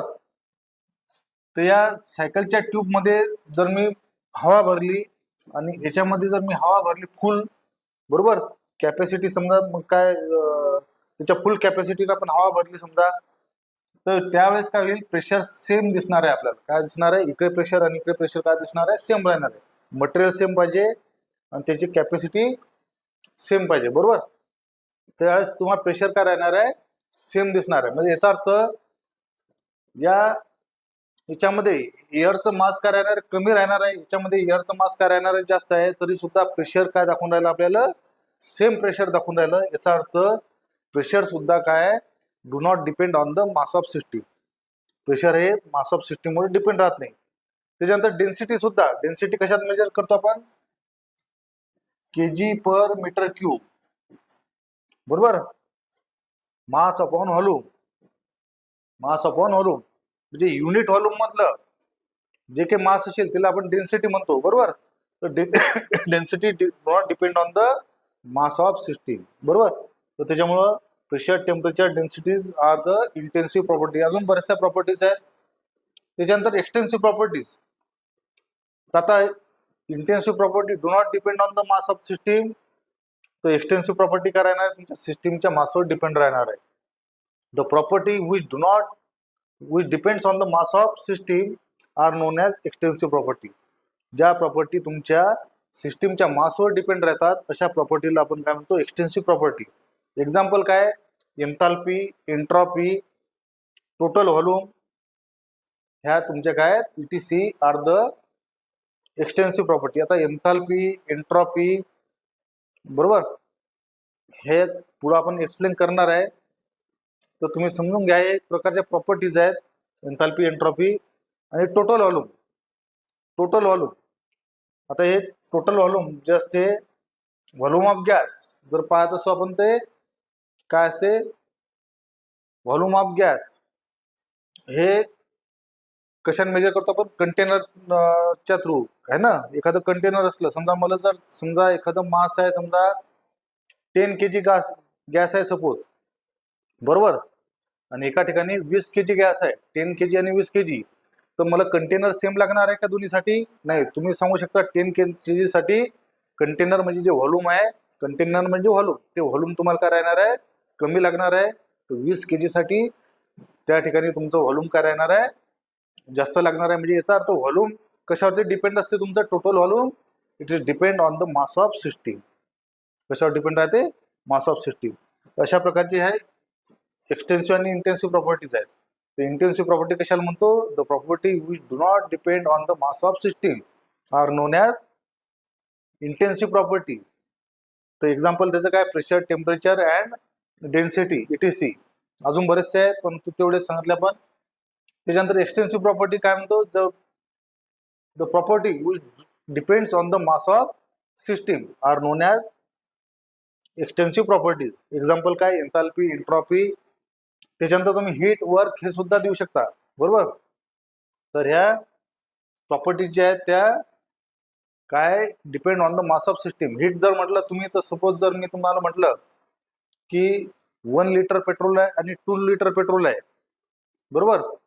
आता 1 लिटर पेट्रोल टाकलं मी एका गाडीमध्ये, म्हणजे गाड्या दोन्ही गाडी जर 2 गाड्या आहेत आपल्याजवळ, दोन्ही गाडीच्या टंक्या काय होत्या, रिकाम्या होत्या. एका गाडीमध्ये 1 लिटर पेट्रोल टाकलं आणि दुसऱ्या गाडीमध्ये काय टाकलं मी, 2 लिटर पेट्रोल टाकलं.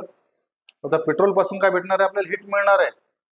त्या हीट पासून काय होणार आहे, वर्क डेव्हलप होणार आहे. म्हणजे तुमची गाडी किती डिस्टन्स ट्रॅव्हल करून राहिली, म्हणजे ते झालं वर्क, आहे की नाही. तर तुम्ही सांगू शकता की 1 लिटरवाली जी गाडी आहे ती डिस्टन्स कमी कव्हर करणार आहे कशापेक्षा, 2 लिटर पेट्रोल ज्याच्यामध्ये असेल त्याच्यापेक्षा. याचा अर्थ काय, पेट्रोल काय डिफाईन करून राहिलं आपल्याला, हीट, बरोबर. तर हीट कशावर डिपेंड आहे मग, मास ऑफ सिस्टीम. लिटरमध्ये सांगून राहिलं म्हणजे मास सांगून राहिलो मी. 1 लिटर आहे ना, 1 लिटर 2 लिटर म्हणजे काय होऊन राहिलं, मास. तर हे मास जे आहे ते मास कशावर, मासवर हे तुमचं हीट डिपेंड राहते. सेम थिंग तुमचं वर्क डिपेंड राहते, आहे की नाही. सेम थिंग जर तुम्ही कोळशापासून सुद्धा तुम्ही आग तयार करताय ना, म्हणजे हीट तयार करता, तर 1 किलो कोळसा आणि 2 किलो कोळसा जर असेल सपोज, कोल, याला जर मी बर्न केलं तर हीट कशातून जास्त होणार आहे, 2 kg कोल मधून जास्त हीट आपल्याला मिळणार आहे. म्हणजे याचा अर्थ काय, हीट सुद्धा कशावर डिपेंड राहणार आहे, मासवर, आहे ना. सेम थिंग वर्क सुद्धा कशावर डिपेंड राहते, मासवर, मास ऑफ द सिस्टीम. तर ह्या झाल्या आपल्या एक्सटेन्सिव्ह प्रॉपर्टीज. काय झाल्या, एक्सटेन्सिव्ह प्रॉपर्टी. तशा प्रकारची इंटेन्सिव्ह, एक्सटेन्सिव्ह प्रॉपर्टी आपण बघितलेलं आहे, बरोबर. तर त्याचा पुढचा टॉपिक आता पाहू आपण, तो आहे आपला पाथ फंक्शन आणि पॉईंट फंक्शन. पॉईंट फंक्शन कशाला म्हणतात आणि पाथ फंक्शन कशाला म्हणतात, तर तो म्हणते each property has single value at each state. प्रत्येक प्रॉपर्टीला काय असते, एक सिंगल व्हॅल्यू असते प्रत्येक स्टेटवरती. स्टेट डिफाईन करण्यासाठी आपण सांगितलं होतं 2 प्रॉपर्टीज लागतात कमीत कमी, आहे ना. तर त्या कंडिशनवरती, particular condition at particular instant of टाईमवरती प्रत्येक प्रॉपर्टीला एक सिंगल व्हॅल्यू असेल, आहे की नाही.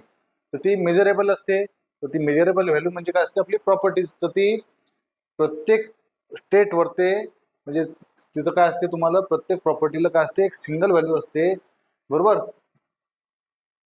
That is properties of the system depends on the state of system. म्हणजे आता ही प्रॉपर्टी जी असते ती प्रॉपर्टी तुमच्या स्टेट ऑफ सिस्टीमवर डिपेंड राहते. Therefore this properties are called as point function. त्याला त्या प्रॉपर्टीला काय म्हणतो आपण? Point function. तर ह्या पाथ फॉलोड बाय सिस्टीमवर डिपेंड नसतात, फक्त कशावरती असतात? त्या गिवन इन्स्टंटवरची जी काही कंडिशन असेल त्या कंडिशनवरती त्या ज्या सिस्टीमच्या ज्या प्रॉपर्टी डिपेंड असतात त्या प्रॉपर्टीजला आपण म्हणतो पॉईंट फंक्शन. तर पहा, प्रॉपर्टीज आपण वेगवेगळ्या पाहिल्या: प्रेशर, टेम्परेचर, व्हॉल्यूम, बरोबर. त्याच्यानंतर work, heat, entropy, enthalpy, density, अशा बऱ्याचशा प्रॉपर्टीज आहेत, बरोबर, सिस्टीमच्या. तर ह्या प्रॉपर्टीज ज्या असतात, ज्या प्रॉपर्टीज फक्त काय त्या गिवन इन्स्टंट टाईमवर ते त्या प्रॉपर्टीजला एक सिंगल व्हॅल्यू असते, त्या प्रकारच्या प्रॉपर्टीजला काय म्हणतो आपण? Point function. त्या प्रकारच्या प्रॉपर्टीला काय म्हणतो आपण? Point function. हे समजून घेण्यासाठी बघा, आपण पाहणार आहे प्रेशर अँड व्हॉल्यूमचा एक ग्राफ पाहणार आहे. त्या ग्राफवरून ह्या गोष्टी आपण समजून घेऊ. तर बघा की मी हॉरिझॉन्टल ॲक्सिसवर ते व्हॉल्यूम मेजर करतो आणि व्हर्टिकल ॲक्सिसवरती मी काय करतो? प्रेशर मेजर करतो. तर बघा की याच्यासाठी कन्सिडर करणार आहे आपण पिस्टन अँड सिलेंडर अरेंजमेंट तुम्हाला समजण्यासाठी. तर इनिशियली तुमचं पिस्टन आहे तुमचं, हे पिस्टन आहे तुमचं, हे सिलेंडर आहे. इनिशियली त्या पिस्टनची कंडिशन ही आहे फर्स्ट, बरोबर. आता हे पिस्टन काय एकदम खाली आहे, याच्यामध्ये गॅस इन्क्लोज आहे. तर त्यावेळेस त्या गॅसचं जे प्रेशर असेल ते हायर असेल, आहे की नाही? जेवढं जेवढं आपण खाली दाबत जाऊ, तर मी समजलं की या ठिकाणी पिस्टन आहे माझं, त्यावेळेस मी प्रेशर मेजर केलं तर प्रेशर ते जे भरलेले आहे, सपोज ते प्रेशर या ठिकाणी मी सांगणार आहे हे आहे P1, बरोबर. आता तुम्ही बघून राहिले हे व्हॉल्यूम जे असेल ते व्हॉल्यूम मी मेजर करणार आहे, ते व्हॉल्यूम मी कन्सिडर करणार आहे V1. प्रेशर P1 आहे, व्हॉल्यूम V1 आहे. त्याच्यानंतर मी हे पिस्टन काय करणार आहे? अपवर्ड मूव्ह करणार आहे. हे पिस्टन काय करणार आहे? मी अपवर्ड मूव्ह करणार आहे. तर हे काय होणार आहे? या ठिकाणी येणार आहे सपोज. तर ही झाली आपली सेकंड कंडिशन. ही झाली आपली सेकंड कंडिशन. या कंडिशनवरती हा गॅस काय होणार आहे? नंतर जसं जसं पिस्टन मी वरती करेल तसं तसं गॅस काय होणार आहे? एक्सपांड होत जाणार आहे, बरोबर. हा एक्सपांड झाल्यामुळे काय होणार आहे? याचं प्रेशर काय होत चालणार आहे? ड्रॉप होत चालणार आहे, बरोबर. प्रेशर काय होत चालणार आहे? ड्रॉप होत चालणार आहे. तर हे प्रेशर जे ड्रॉप झालेलं आहे ते मी प्रेशर इथं लिहिलं P2 सपोज. हे प्रेशर लिहिलं मी P2. तर तुम्ही आता इथेच पाहून राहिले की जसं मी पिस्टन वर मूव्ह करून राहिलो तर या सिलेंडरचं व्हॉल्यूम काय होऊन राहिलं? म्हणजे जे गॅस आहे त्या गॅसचं व्हॉल्यूम काय होऊन राहिलं? इन्क्रीज होऊन राहिलं. म्हणजे व्हॉल्यूम काय होणार आहे? तुमचं इन्क्रीज होणार आहे. हे सपोज व्हॉल्यूम झालं V2 आपलं, बरोबर. तर हे जे व्हॉल्यूम आणि हे काढलेलं आहे, तर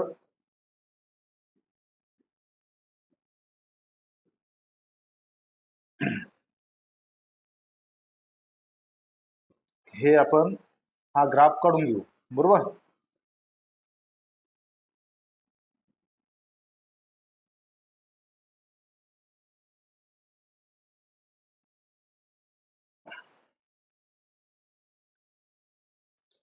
P2 V2 सोबत मी जोडून राहिलो आणि P1 V1 सोबत जोडून राहिलो मी. म्हणजे पहिली कंडिशन दिसून राहिली आपल्याला, आहे ना. तर हे जे दोन पॉईंट येऊन राहिला, हा पॉईंट जो येऊन राहिला, हा पॉईंट दाखवून राहिला आपल्याला. हा पॉईंट जो आहे हा पॉईंट दाखवून राहिला आपल्याला फर्स्ट कंडिशन. हा पॉईंट जो दाखवून राहिला आपल्याला हा दाखवून राहिला आपल्याला सेकंड कंडिशन, बरोबर.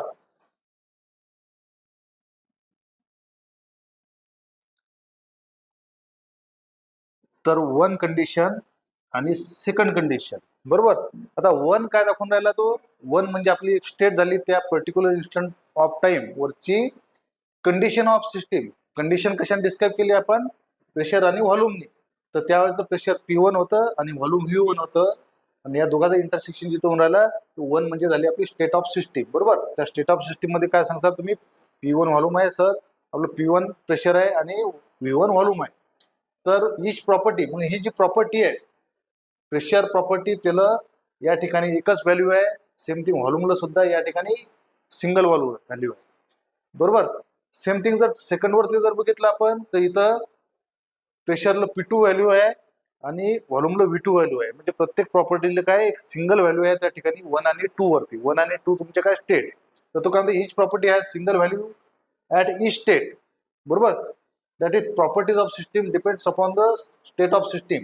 देअरफॉर कशावर डिपेंड आहे, स्टेट ऑफ सिस्टीमवर डिपेंड आहे. Therefore this properties are called as point function. मग या प्रॉपर्टी ज्या आहे प्रेशर आणि व्हॉल्यूम, सेम थिंग टेम्परेचरचं नाही सांगू शकत, टेम्परेचर सुद्धा होऊ शकते.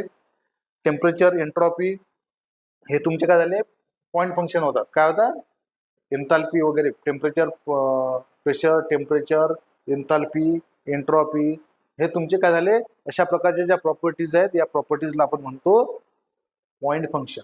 कशावर डिपेंड असतात, त्या पॉईंटवर डिपेंड राहतात. कुठं तो ती स्टेट कुठे आहे त्या ठिकाणची, त्या ठिकाणच्या स्टेटवरती तिची व्हॅल्यू नेमकी काय आहे, तर त्या स्टेटवरती त्याला प्रत्येक किलो काय राहणार आहे, सिंगल व्हॅल्यू राहणार आहे.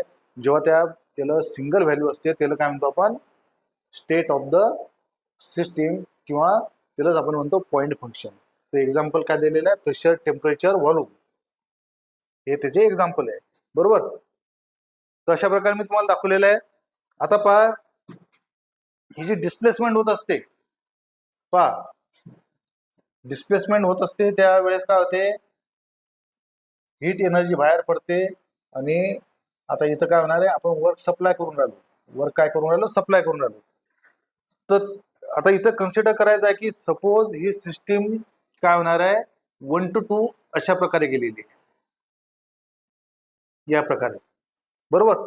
तर त्यावेळेस या कर्वच्या खालचा एरिया जो असते तो आपल्याला काय दाखवते की त्या सिस्टीमनं किती वर्क डेव्हलप केलं किंवा किती हीट ऍब्झॉर्ब केली किंवा रिजेक्ट केली.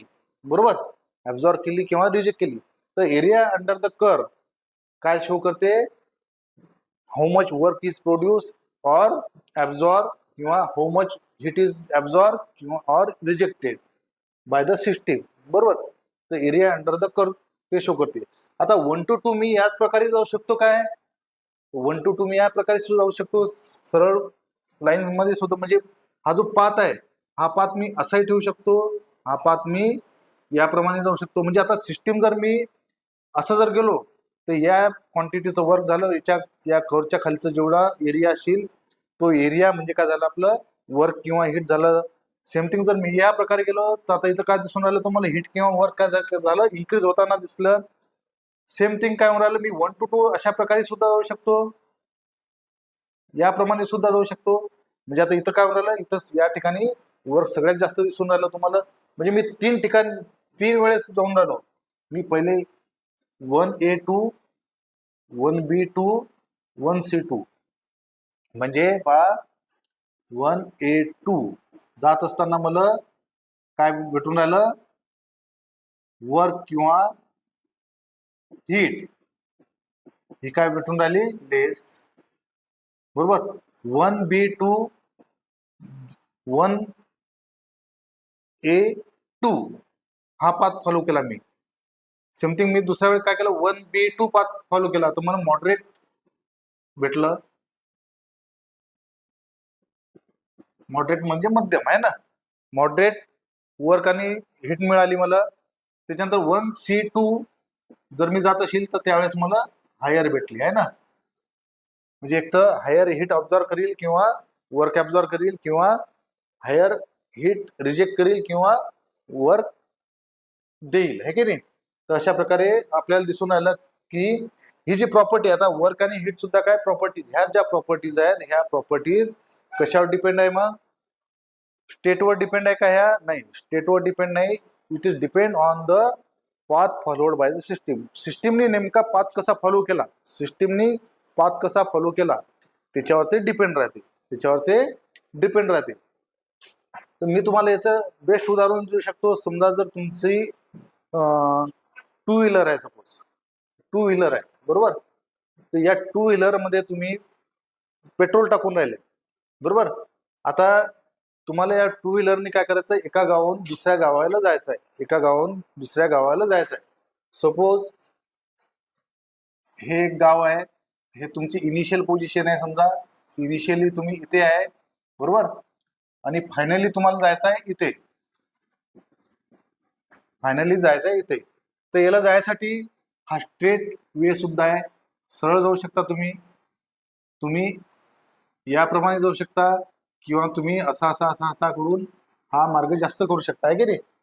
तर तुम्हाला असं दिसेल की सरळ जेव्हा असाल तेव्हा तुम्हाला पेट्रोल किंवा ते डिस्टन्स म्हणजे वर्क जे लागत असेल ते काय लागून राहिलं, कमी लागून राहिलं. तुम्ही जर हा पाथ फॉलो केला तर तुम्हाला पेट्रोल त्याच्यापेक्षा थोडं, हा जो आहे राहिला याच्यापेक्षा जास्त लागून राहिलं. हा पाथ जर फॉलो केला तुम्ही तर तुम्हाला त्या टू व्हीलरला काय होऊन राहिलं, पेट्रोल जास्त लागून राहिलं. म्हणजे याचा अर्थ पेट्रोल म्हणजे ॲज अ हिट कन्सिडर करा, आणि तुम्ही त्या ठिकाणी पोहोचून राहिले. तो जो पाथ आहे तो पाथ म्हणजे तुम्ही वर्क कन्सिडर करा. म्हणजे इथं वर्क जास्त परफॉर्म करावं लागेल इंजिनला, या ठिकाणी वर्क कमी करावं लागेल, या ठिकाणी मॉडरेट करावं लागेल, बरोबर. तशा प्रकारे मी तुम्हाला हे इनिशियल आणि फायनल तुमची डेस्टिनेशन आहे, त्या इनिशियल आणि फायनल डेस्टिनेशनला जाण्यासाठी 3 वेगवेगळे मार्ग सांगितले. तर त्याच्यावरून तुम्हाला असं समजते की त्यावेळेस तुम्हाला पेट्रोल किंवा त्या टू व्हीलरला जे काही वर्क परफॉर्म करावं लागते ते पाथवर फॉलो, म्हणजे जो पाथ फॉलो करून राहिले तुम्ही, हा पाथ फॉलो करून राहिले, हा ए पाथ फॉलो करून राहिले, बी पाथ फॉलो करून राहिले की सी पाथ फॉलो करून राहिले, याच्यावरती डिपेंड राहणार आहे, बरोबर. म्हणजे तुमचा पाथ कसा आहे याच्यावर ते सिस्टीमच्या ज्या प्रॉपर्टीज ज्या डिपेंड राहतात त्या सिस्टीमच्या प्रॉपर्टीज म्हणतो आपण पाथ फंक्शन. तर त्याने सांगितलं thermodynamic system passing through the series of state constitute of path. तर सिरीज ऑफ स्टेटला काय म्हणतो आपण, पाथ म्हणतो. कन्सिडर प्रोसेस 1 to 2, ही जी प्रोसेस दाखवलेली 1 पासून 2, बरोबर. as shown in figure, system undergoing change from state 1 to 2. This change depends on the intermediate state through which system changes its condition from point 1 to 2. The system can change its state from two paths, that is path A and B. आपण 3 path दाखवले, तर त्याला तो काय म्हणाला की intermediate जे state आहेत त्या जॉईन करून आपल्याला काय मिळते, पाथ मिळते. म्हणजे इंटरमिजिएट स्टेट कसा, या ठिकाणचं प्रेशर, हे जे पॉईंट मारून राहिलो या प्रकारचे हे झाले इंटरमिजिएट स्टेट झाल्या तुमच्या, आहे ना. पण तुम्ही मेजर कुठल्या केल्या 1 आणि 2, तर याच्यामध्ये बऱ्याचशा स्टेट आहेत ना मधात, 1 पासून 2 पर्यंत जाण्यासाठी बऱ्याचशा स्टेट आहेत. तर त्या प्रत्येकावरचं प्रेशर आणि टेम्परेचर तुम्ही मेजर करत गेले, तर सपोज जर मी हे जे पाथ याला मी एका लाईननं जर जोडलं तर तो झाला आपला पाथ. सेम थिंग जर दुसऱ्या वेळेस तुम्हाला असं दिसलं की या ठिकाणचं प्रेशर एवढं होतं, व्हॉल्यूम एवढं होतं, ते कमी जास्त होऊ शकतं, आहे की नाही. तर असे तुम्हाला 3 पाथ दिसले तुम्हाला सिस्टीमचे, तर त्यावेळेस तुमचं जे वर्क आणि हे जे आहे ते काय होईल, वेगवेगळ्या प्रकारात भेटेल तुम्हाला, बरोबर. तर इथं म्हणते the system can change is state by path, that is path A and B आणि सी म्हणू आपण. The work transfer can be represented by area under the PV diagram. तर या खालचा जो एरिया असते तो काय दाखवते, आपल्याला वर्क ट्रान्सफर दाखवते किंवा हीट ट्रान्सफर दाखवते, आहे ना. It will be different for path A, path B and path C, बरोबर. तर ह्या वर्क ट्रान्सफर, हीट ट्रान्सफर प्रत्येक पाथच्यासाठी काय राहणार आहे, वेगळा राहणार आहे. तर हे जे वर्क ट्रान्सफर जो अलग अलग राहते हा डिपेंड कशावर आहे, path followed by the system, बरोबर. त्याच्यामुळे वर्क आणि हीट तुमचे काय आहे, पाथ फंक्शन. मग अशा प्रकारच्या प्रॉपर्टीज ज्या कशावर ते do not depend on the state of the system, स्टेटवर डिपेंड राहणार नाही, हा इनिशियल आणि फायनल स्टेटवर डिपेंड राहणार नाही, परंतु सिस्टीम पाथ कोणचा फॉलो करून राहिली त्याच्यावरती जे प्रॉपर्टीज तुमच्या डिपेंड राहतात त्या प्रॉपर्टीला आपण म्हणत असतो पाथ फंक्शन. त्या प्रॉपर्टीला आपण म्हणत असतो पाथ फंक्शन. तर होप तुम्हाला हे समजलेलं असेल, पाथ फंक्शन आणि पॉईंट फंक्शन मधला डिफरन्स. त्याचं पाथ पॉईंट फंक्शनचे एक्झाम्पल काय, pressure, temperature, volume, entropy, enthalpy, हे तुमचे काय एक्झाम्पल आहे. तर पाथ फंक्शनचे एक्झाम्पल काय तुमचे, वर्क, हीट, हे तुमचे एक्झाम्पल आहेत, बरोबर. तर अशा प्रकारे हे आपण इथे कव्हर केलेलं आहे. तर आजच्या पुरतं आपण इथे थांबून जाऊ, पुढचा जो टॉपिक आहे तो नंतर पाहू, ठीक आहे.